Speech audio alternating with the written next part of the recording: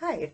All right, so let's really briefly talk about a research log, what this is. I am almost certain that none of you have actually constructed a research log before because we typically don't until we do really in-depth research.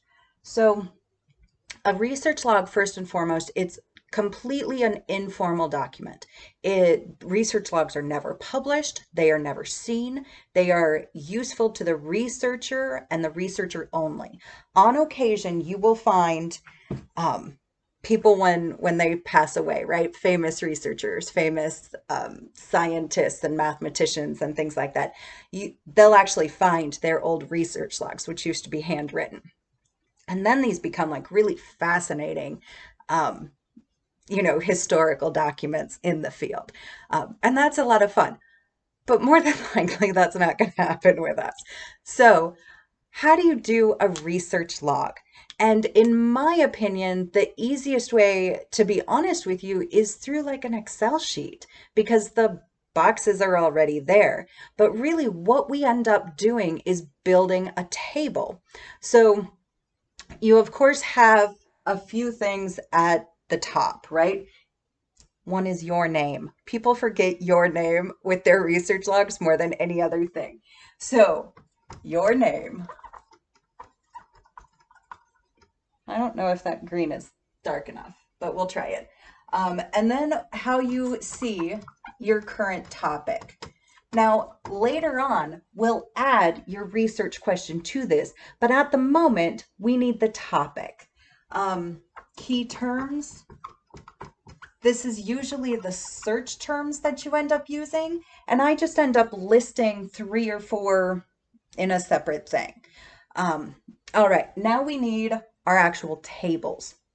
So again, for this first research log, you need 8 to 10 sources that you go through and find. So sure, number them. Sources, right? Number them kind of however you want, but remember that we're going to end up using APA. So if they're in alphabetical order, all the better, because it'll be easier to organize once you actually do your literature review. So one, we have, the uh, key terms is actually listed on your instructions twice. Um, so you're going to have a lot of key terms here, which is like all of them that ended up being used. But for the first one, right, we have key terms for this item that you ended up with. And then you need the actual citation.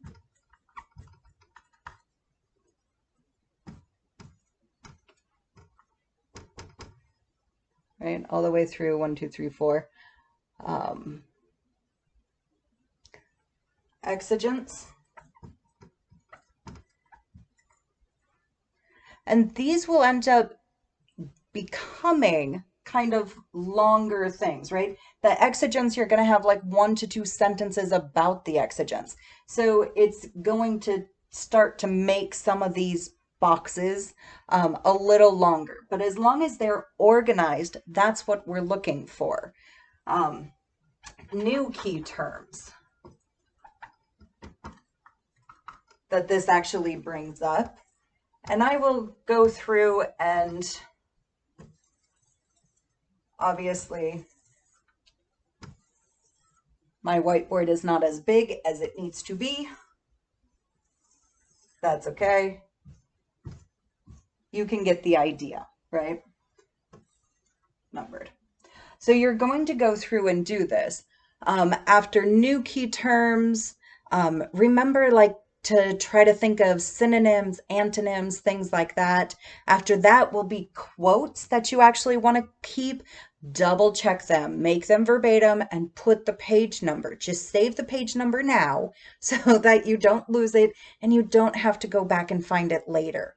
And then go through and do the connection work, right? Make that connection. How does this source engage with this source? How does it differ between this one and that one, et cetera, et cetera. Now, for your connections, See if there are repeated ideas, repeated keywords, things like that, that we can start to be like, aha, here's something that we can start to make a synthesis about and actually start to find a new offering in this field that multiple pieces of work are actually discussing. Um, so key terms, citations, exigents, new key terms, quotes that you want to remember, and then after that will be connections. So make up your research log, start doing that work. The very first one is due pretty quickly, I wanted to say. Let me bring up the lovely schedule, because our schedule will always tell us when everything is due.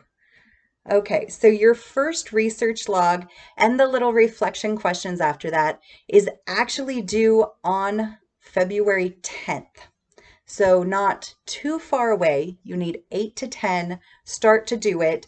Once you do research log 1, we can actually just draw a big dark line and put research log 2 right after it, right? You never actually have to do new work. You just keep building it and building it and building it.